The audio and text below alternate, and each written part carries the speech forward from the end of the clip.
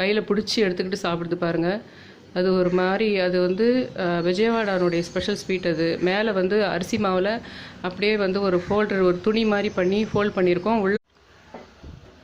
எப்படியும் இப்போ நான் போட்ட அந்த ரசகுல்லாவை சாப்பிட போகிறது கிடையாது.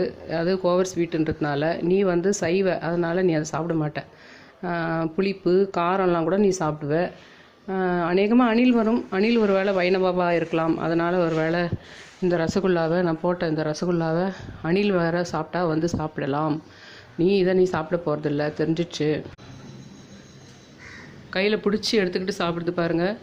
அது ஒரு மாதிரி அது வந்து விஜயவாடானுடைய ஸ்பெஷல் ஸ்வீட். அது மேலே வந்து அரிசி மாவில் அப்படியே வந்து ஒரு துணி மாதிரி பண்ணி ஃபோல்ட் பண்ணியிருக்கோம். உள்ளே வந்து முந்திரி அதெல்லாம் வறுத்து வெள்ளத்தில் போட்டு வறுத்து வச்சுருப்பாங்க. அந்த ஸ்வீட்டு இதுக்கு முன்னாடியே ரசகுல்லா நான் வச்சேன். அதையும் வந்து காக்கா எதுவுமே சாப்பிடல. அணில் தான் வந்து கையில்